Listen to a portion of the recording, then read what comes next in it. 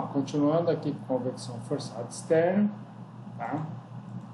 O que nós temos, tá? No escoamento externo, nós temos dois fenômenos, né? Transferência de calor e transferência de massa. A transferência de calor está relacionada com o número de Nusselt, tá? Quando ele é local, né? Ele se relaciona com o número de Reynolds, o número de Prandtl, mais a posição x, tá? Se ele for um valor médio, ele só se relaciona com o número de Reynolds e com o número de Prandtl. A transferência de massa é análoga, tá? Ao invés de ser número de Nusselt, é número de Sherwood. O x asterisco é o mesmo, o número de Reynolds é o mesmo, só que ao invés de ser o número de Prandtl, é o número de Schmidt, tá? Por quê? Prandtl está relacionado com a camada limite com temperatura, na verdade. E o número de Schmidt está relacionado com concentração, né, com massa. E o número de Sherwood médio se relaciona com o número de Reynolds e com o número de Schmidt. Beleza. Tá? Mas aí, como que a gente faz para calcular esse coeficiente de transferência de calor? Tá? Bom, nós temos aqui um experimento, né, que é feito, né, tem uma placa, né, que tem uma superfície, uma área superficial AS, e vai estar uma temperatura TS. Então, tem uma resistência dentro dessa placa, né, ligada a um circuito, tá? Então, tem-se uma diferença de potencial, e se passa uma corrente por esse circuito, tá? Então, esse circuito, tá? Essa resistência, quer dizer, vai dissipar uma potência, né, I vezes E, que vai ser igual à taxa de transferência de calor por convecção, que vai ser o coeficiente convectivo vezes o AS vezes a temperatura TS menos T infinito. Então, o que é feito, né? Varia-se o que? Essa diferença de temperatura, o TS infinito, tá? Né, e o certo, o ideal seria medir esse coeficiente convectivo aqui, tá bom? Então, essa é a ideia. Mas vamos ver o que realmente acontece, como que isso ocorre, que jeito que isso realmente é calculado, né? Bom, o método empírico, tá? Ao invés de a gente relacionar, por exemplo, esse coeficiente convectivo com alguma propriedade que com temperatura, por exemplo, tá? Se relaciona, né? Uma maneira de fazer é o logaritmo do número de Nusselt em função do logaritmo de Reynolds. Aí nós vamos ter várias curvas, tá? Que o número de Nusselt vai ser uma constante vezes o número de Reynolds elevado a m vezes o número de Prandtl elevado a n. Tá? Então cai nessa correlação desse tipo, ok? Bom, tem jeito de melhorar isso? Tem, tá? Melhorar em que sentido, tá? Quando a gente faz uma curva do log do número de Nusselt dividido pelo número de Prandtl elevado a n, em função do logaritmo do número de Reynolds, nós vamos ter só uma curva, né, que vai ser o número de Nusselt sobre o número de Prandtl elevado a n, que é igual a um coeficiente vezes o número de Reynolds elevado a n. Ó, perceba aqui a diferença, tá? Aqui está desse jeito, tá? E aqui está só log do número de Nusselt, e aqui nós temos desta outra maneira, tá? Então, o que o pessoal deduziu, né? Que o número de Nusselt médio, ele é uma constante vezes o número de Reynolds elevado a m vezes o número de Prandtl elevado a n. Bom, beleza, tá? E aí, tá? Então vamos ver o caso da placa plana com escoamento paralelo, ok? A temperatura de filme, né, é a temperatura média entre a temperatura da superfície e a temperatura da corrente livre. Tá? Aqui é uma camada limite mista, em que uma parte nós temos o regime laminar e a outra parte o regime turbulento. Okay? Aqui só está mostrando a camada limite hidrodinâmica, a camada limite da velocidade. Okay? Então, ó, as equações da camada limite para uma placa plana num escoamento laminar, nós temos a equação da continuidade, tá? Essa aqui, a equação da quantidade de movimento linear na direção x, ok? que é essa equação aqui, que vem lá da equação de Navier-Stokes, já simplificada. Okay? Nós temos a equação da energia, que essas equações que eu mostrei para vocês na aula de ontem, e a equação da conservação de uma espécie. Tá?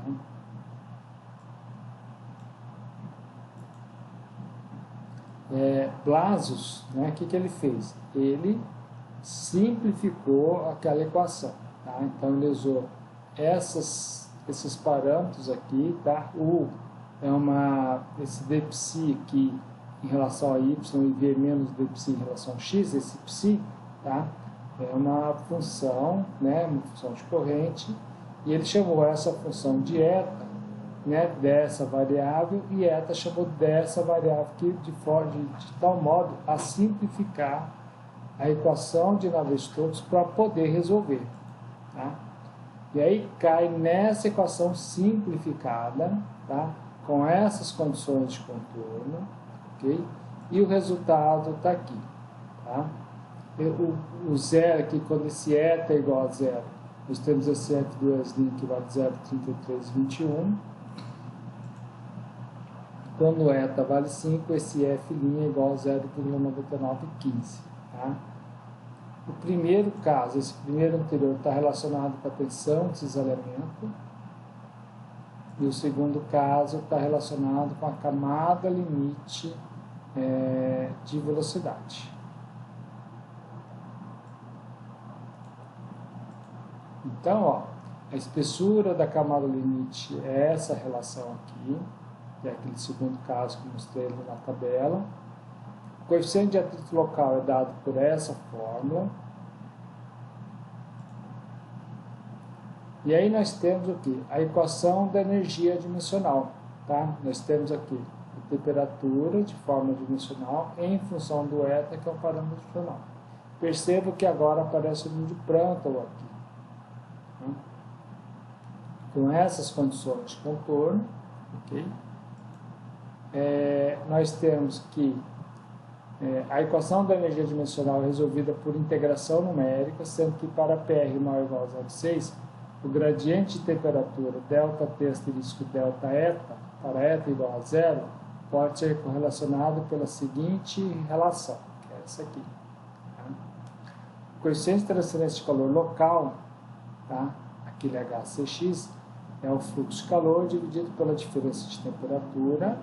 E esse fluxo de calor, ele também é o fluxo de calor por condução. Por quê? Em y igual a zero, o fluxo de calor de condução é igual ao fluxo de calor de convecção. Por isso que cai nessa expressão aqui. Tá? E aí, substituindo pelos parâmetros adimensionais, vai cair nessa relação aqui. Substituindo os termos, nós vamos ter que o número de Nusselt é igual a HCX vezes x dividido por k. Tá? Esse HCX é o coeficiente convectivo local, que vai ser igual a 0,332 vezes o número de Reynolds de x elevado a meio, vezes o número de Prandtl elevado a 1/3. Tá? Então, deduzindo as equações de quantidade de movimento linear e a equação da energia, a gente consegue tirar essa relação do número de Nusselt, tá? para regime laminar com Prandtl maior ou igual a 0,6. Nesse caso, né, a razão entre as espessuras das camadas limite de velocidade e térmica é dada por essa relação aqui. Tá? A espessura da camada limite de quantidade de movimento linear dividido pela camada de limite térmica é igual a Prandtl elevado a 1/3. Tá bom? Então, ó, podemos dizer que essa camada, o desenvolvimento da camada limite de velocidade e o desenvolvimento da camada limite térmica está relacionado com o número de Prandtl, tá? Claro que elevado a 1/3.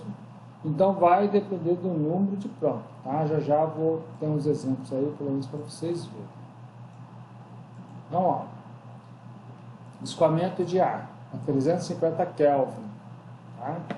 350 Kelvin é igual a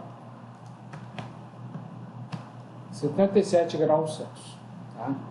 E o próton vale 0,7. Eu percebo que ele é menor, geralmente dos gases é menor que 1, tá? Geralmente.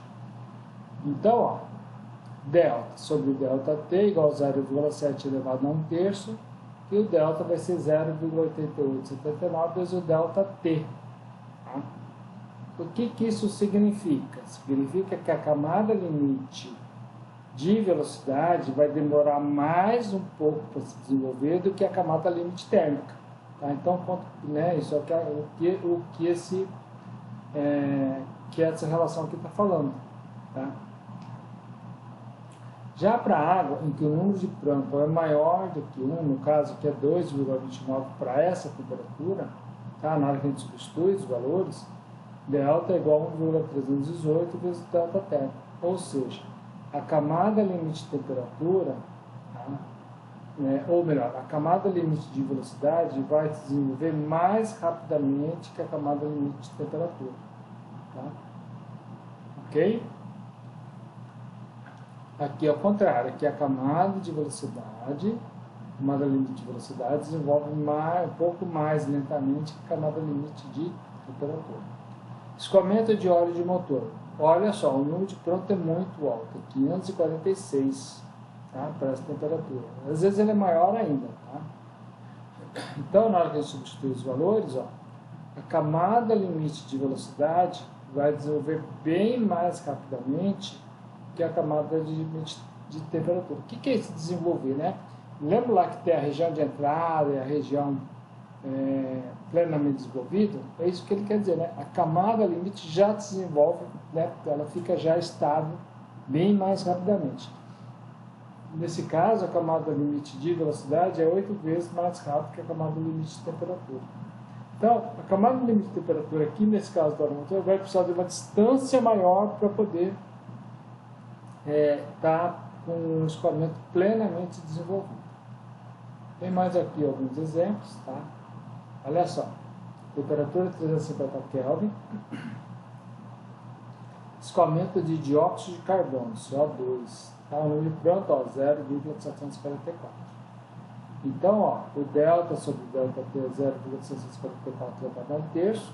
Então, ó, a camada limite de velocidade é um pouco, vai demorar um pouquinho mais para desenvolver do que a camada limite térmica. Tá bom? E o mercúrio, né, escoamento de mercúrio, né, o número de Prandtl dele é 0,181, essa temperatura aqui. Então, a gente usa a mesma relação, tá? E o delta é 0,5657 delta térmico. Ou seja, a camada limite de velocidade vai desenvolver, né, na metade da camada limite de temperatura. Tá? Então, né, não vai desenvolver, vai demorar, na verdade, vai demorar mais, né, vai ser mais lento que a camada limite térmica. E o escoamento de vapor de água, em que só que para a temperatura de 700 Kelvin, o Prandtl é igual a 1, tá? Então, a camada limite de velocidade se desenvolve na mesma intensidade que a camada limite de temperatura. Ok? Então, e aqui ó, temos ó, o número de Prandtl, tá? A transferência por difusão. Tá? Então, quando o Prandtl é igual a 1, a da quantidade de movimento linear é igual à da energia.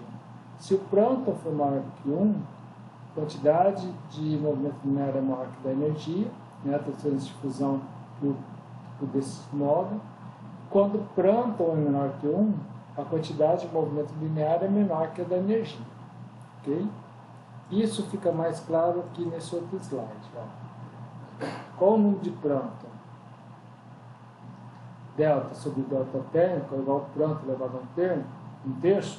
Nós temos aqui a camada limite, ó, Prandtl igual a 1, camada limite de velocidade é igual à da energia, né, a térmica. Quando o Prandtl é maior que 1, a camada de velocidade é mais rápida, camada limite. Quando o Prandtl é menor que 1, a camada limite de energia ou a camada limite térmica é mais rápida. Então isso significa esse número de Prandtl.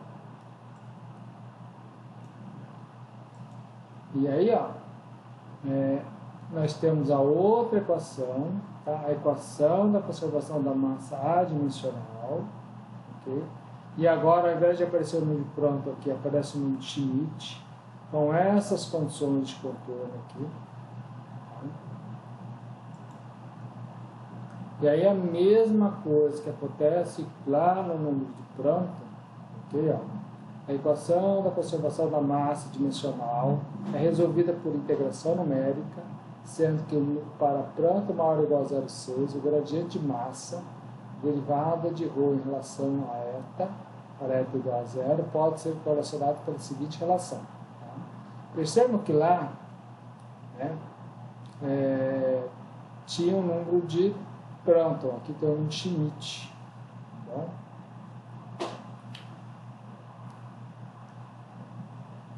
E aí, ó, o coeficiente de transferência de massa local é dado por, lá era o HC, aqui ó, HM, lá era o fluxo de calor, aqui é o fluxo de massa, lá era a diferença de temperatura, aqui é a diferença de densidade. Tá? E aí, quando a gente substitui, tá, esse fluxo de massa também é dado por um fluxo de massa por difusão, que é esse termo aqui, ó, os dois últimos. Tá? Então, igualando um com o outro, tá? Nós vamos ter essa correlação do coeficiente de transferência de massa, tá? Substituindo os termos todos, nós vamos ter que o número de Sherwood é igual ao coeficiente de transferência de massa vezes x dividido pelo coeficiente de difusão primária, que vai ser igual a 0,332 vezes o número de Reynolds elevado a meio, vezes o número de Schmidt elevado a 1/3 para o número de Schmidt maior ou igual a 0,6. Tá? Percebam que essa equação, ó, vejam bem, tá? Número de Sherwood, número de Reynolds e número de Schmidt. Vou voltar aqui na equação. Tá aqui. Olha só, número de Nusselt, número de Reynolds e número de Prandtl. É a mesma equação. Tá? Então, o que foi desenvolvido para a equação da energia e o que foi desenvolvido para a equação de concentração, né, a redução das equações para calcular o coeficiente de transferência de calor e o coeficiente de transferência de massa é o mesmo. É só na hora de mudar, tem que mudar Nusselt para Sherwood e Prandtl para Schmidt. Temos a razão entre as espessuras da camada limite de velocidade de massa, tá? Da mesma forma que era delta sobre delta T, que era Prandtl elevado a 1/3, aqui delta sobre delta C é o número de Schmidt elevado a 1/3. Ok? Então tá aí, okay? Essa parte aí da resolução dos exercícios. Resolução aí da teoria. Okay?